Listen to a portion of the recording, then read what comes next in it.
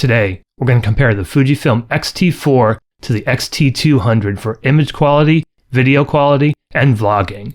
Let's go!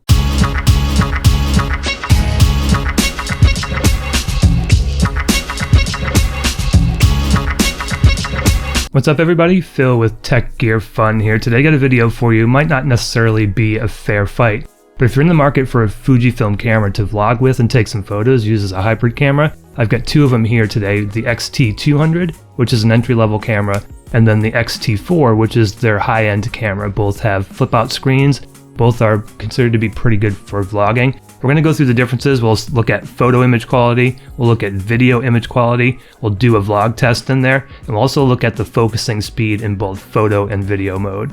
So without any further ado, let's get right into this with a vlog test. Okay, this is the X-T4. I'm at 1/50th on the shutter speed, f6.4. The exposure is kind of tough out here. I've got IBIS on, no digital image stabilization. I've done vlogging tests for both of these cameras. I'll put a link if you want to see more. I'm hand holding it using the mics that came with the camera so you can hear how those sound. So the audio might not be great, but this is what you can expect. An 18-55 kit lens. I'm at auto ISO. It's going between 200 and 400 basically. Again, sorry for the exposure. It's hard to get the exposure correct, but this is the X-T4. Again, auto ISO, 18-55 kit lens, image stabilization on the lens on, IBIS on the lens on as well. Okay, this is the 15-45 kit lens on the X-T200, hand holding it. Same exposure settings, although this one, the minimum video ISO is 400. So I'm at ISO 400, 1/50th on the shutter, f6.4. Eye tracking is on like it was on the other video. And just the lens stabilization here, no digital stabilization, so neither of these videos have digital stabilization enabled. Man, the screen is gorgeous. Just such a beautiful screen.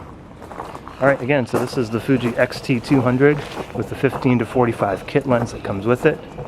ISO 400, 1/50th on the shutter speed, f6.4 on the aperture at 15 millimeters.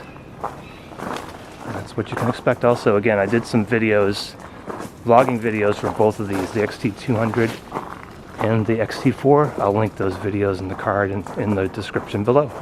I'm at 1/50th on the shutter speed, f6.4. The exposure is kind of tough out here. I've got IBIS on, no digital image stabilization. I've done vlogging tests for both of these cameras. I'll put a link if you want to see more. I'm hand holding it. Okay, we're going to look at the focusing capabilities. This is the X-T4 with the 18-55 millimeter lens. I hooked up my external monitor so you can see what's happening. That green box indicates focus, or that box indicates focus when it's green. That means that the camera has acquired focus. So you can see here, it's pretty darn snappy. And these tests are hard to tell when I actually press the button, but I can assure you that it's nearly instant. When I press that button, it locks on focus very quickly. And again, this is the 18-55, which can be ordered with the X-T4 as a kit, I believe. I got this as a kit lens with my X-T3. But you can see the autofocus performance here. There's no hunting, it's fast, it's accurate, definitely no complaints.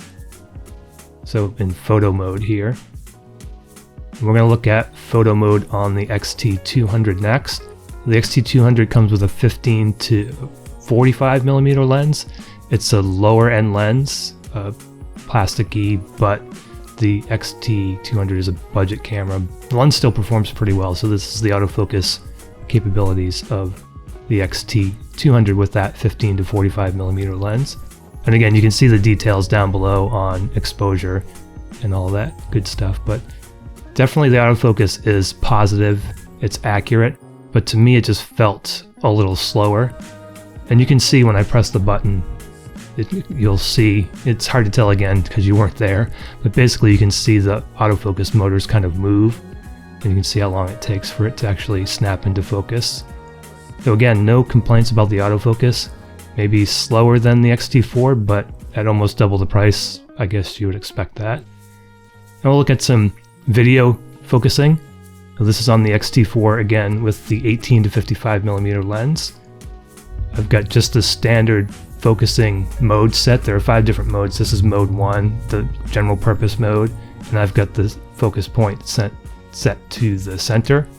So again, I tried to match the settings up on both of these cameras as best I can, and then use the kit lens. So this is the kit lens to the with the XT4, the 18 to 55 XF 2.8 to f4 lens. Great lens. One of my favorite kit lenses, probably my favorite kit lens, but I found the video autofocus to be, as you're seeing here, pretty darn good. And I did a video on this. I've done a couple videos on this. I did a live stream, and you can see I did some focusing tests in a live stream. I'll link that in the comments below, or sorry, in the description below. But this is the video autofocus again of the XT4. We're going to take a look at the XT200 now. And that, again, the XT200 has that 15 to 45mm lens. It's an f3.5 to 5.6 lens, I believe. And you can see the autofocus. And again, it's set to very similar settings. It might not be exactly the same. They don't exactly have the same settings, but I made things as even as I could as far as settings go. So looking at the video quality, looks pretty darn good. Exposure might be a little off. It's kind of tough in sun and shade mixture, but colors look good. It's a pretty accurate representation of what I saw when I was out there. And if you compare the video quality between the two, very similar video quality, I'll say. Maybe the XT4 looks a little better to my eye, and these are all done in the standard profile settings for both of those cameras. So again, they try to be as even as possible. So now we're going to look at the XT4 with the 55 to 200mm lens. Another popular lens, I think, for Fuji users. This kind of gives you an extension to your 18 to 55. So with those two lenses, you can cover from 18 to 200. Again, you can see that green box is pretty much instant. I didn't see any hiccups at all with the autofocusing on photo mode with either of these lenses on the XT4. It's, again, fast, accurate. Doesn't seem to hunt at all. I haven't tried shooting birds with this or photographing birds with this yet, but that's something that's on my list to do. I'll try it with this 55 to 200, but I have a feeling it's going to do a pretty good job. I tried the XT3 and it wasn't great for birds. I think this will probably be better. It seems a little snappier. So now we're going to look at the XT200 with that same lens. So it's that 55 to 200mm lens. And you can see autofocus, again, seems, well, it did kind of not miss there, but it took a second to acquire focus there. And that's what I saw a couple of times. Not that it missed focus, it just took a little bit longer. Definitely it takes a little longer to me, the way it feels, than the XT4. But again, I certainly can't complain about the autofocus system in this camera. It's an $800 camera, I think, with the kit lens, something like that, and the XT4 is $1,600 without a lens. So I think you're probably looking at around $2,000 with a lens. So we're going to take a look now at the video quality, and we're going to look first at the XT4 with the same 55 to 200mm lens. And all the settings, again, haven't changed. So you can see, obviously, we're zoomed in a little bit, and seems to be pretty good with focus. The 55 to 200 is not known necessarily to be a great video lens, and I don't know how many people would use it for video, maybe in a pinch if you're traveling perhaps, but doesn't seem to me as good as the 18 to 55. But again, you be the judge. That's why I'm creating this video, not to spout my opinions necessarily, but just to offer you my experience. And I did find that this does a really good job, but it doesn't seem to be as quick as the 18 to 55 on that XT4. But definitely a fast and positive performance for autofocus in video.